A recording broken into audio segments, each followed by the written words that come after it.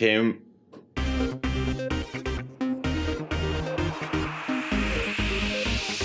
Ginger Runner. What is up, everybody? Ethan Newberry, the Ginger Runner, here for another GingerRunner.com review. Two big reviews today from the same brand. You are currently watching my review for the brand new from Altra Running Timp.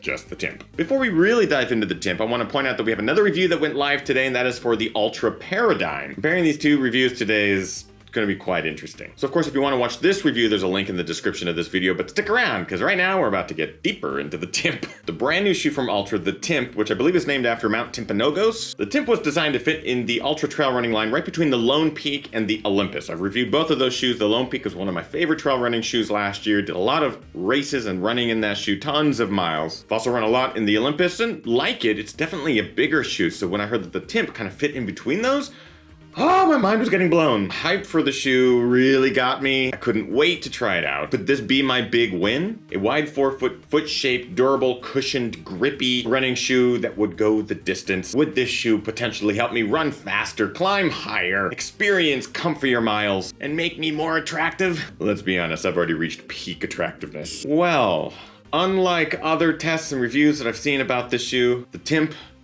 was a bit of a miss for me. In fact, my first run was more frustrating than it was freeing, and every run since then has gotten progressively more tearful. I'm gonna get into all of it in today's review. I'm gonna warn you though, there's quite a bit more dislikes than likes for this shoe. Gonna bum a lot of you out, especially me. Of course, with all my unbiased reviews, I like to start with things that I like, and that's what I'm gonna do now about the Altra Timp. Durability. I gotta give it to Altra. They've been nailing the durability as of late. The shoes haven't really broken down at all. Compared to other shoes that I've been running in both road and trail, Altras have been holding up well. The upper materials are as damage protecting as I expect from them now. The Timp has held up really well. I really like the idea of the Timp. A more cushioned Lone Peak? I'm on board. A grippier outsole? Yeah. A more performance-oriented fit in the upper? A little bit less volume? Hell yeah. A new interesting lacing system? Sure, I'm game. A lighter, more nimble version of the Olympus? Yeah. These are all design ideas that I can get behind. It's just the execution with the shoe that didn't really get nailed. And you know, from a shoe brand like Altra, seeing some new innovations and new shoes, I get excited about it. The gaitered tongue. The tongue on the Timp is attached on both sides to keep debris out of the shoe. I like it when shoe manufacturers do this. Altra's done it before, but I like what they're doing with the Timp. Keeping it essentially all one piece. When you're dealing with loose debris, sand, dry dirt, especially here up here in the Pacific Northwest, it's been super dry as of late. The shoes do a great job of keeping the debris out. The gusseted tongue helps. Okay, as I said, there are more dislikes than likes for this shoe. I'm going to get to a lot of the things that I don't like about it, starting with the midsole. I've had this problem with some other Altras as of late. The midsole material, while cushioned at the very beginning of a run or when you pull them right out of the box,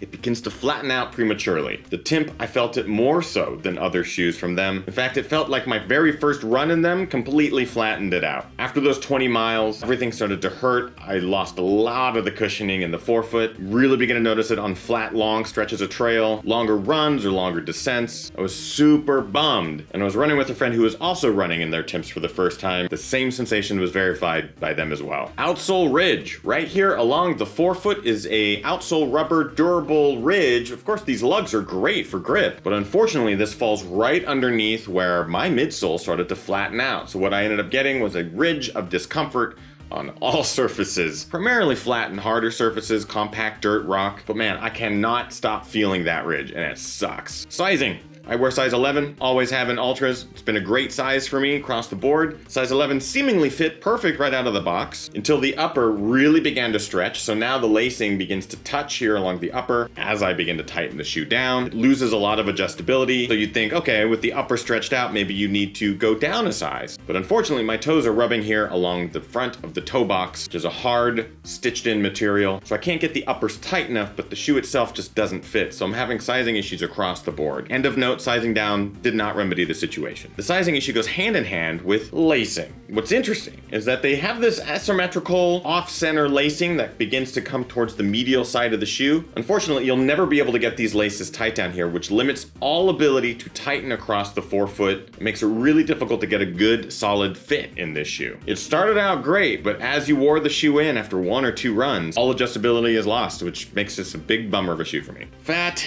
The shoe is about 12.6 ounces in my size 11, which is pretty cumbersome for a shoe that's supposed to fall between the Lone Peak and the Olympus. Of course, the Olympus 3.0 is over 13 ounces in my size, but for a shoe that I was hoping would be more on the Lone Peak side with a bit more cushioning, a 12.6 ounce shoe, it's heavy. And finally, the heel rudder. A lot of Ultras have it. I've talked about it in the past, made many mentions of it. It gets in my way when coming down stairs or off roots, rocks. It always catches. You can always fault me for that. You can always fault the fact that maybe I'm not kicking my feet out far enough in front of me on descents. But I look at this innovation as less beneficial and more detrimental to the enjoyment of a run. I'm gonna make a note of it again, and that pretty much wraps up my number of dislikes for the Timp. I just couldn't get into the shoe, which is a real bummer because it made me so excited. I do know other people that have run in the shoe and not had a single one of the issues that I've had. Perhaps it's just the review sample that I have. But I did try an alternate size, which didn't remedy a lot of the issues that I had. See how this works out in the long run. We'll see if like future versions make me excited. So I hope that they're able to remedy some of the issues that this shoe has. But as always, let's move on to the points. Quality, because of the combination of the lacing, the midsole, all of that, I'm gonna give them 3 out of 5. The shoe holds up to abuse, but unfortunately it doesn't hold up to long miles. Comfort, this is where I'm gonna have to ding them. 2 out of 5. I did not have an enjoyable experience with this shoe in any of the runs that I put in it. I wish I could say the opposite. Unfortunately, no go. Price at 130 bucks, it hits that price point where I feel like most trail shoes should fall. 4 out of 5. And finally, looks. You know, I'm not a big fan of the looks. I think the upper looks a cross between camouflage and modern doily. I'm gonna give it 2 out of 5 on looks. That brings our grand total to 11 out of 20 for the Timp. I think there's a lot of room for improvement on this shoe. I think where it is in the line is exciting for a new development, but a large majority of my experiences in this shoe were not positive, and that's a real bummer. Of course, that brings us to buy, try, or why. Let's just say this is a why.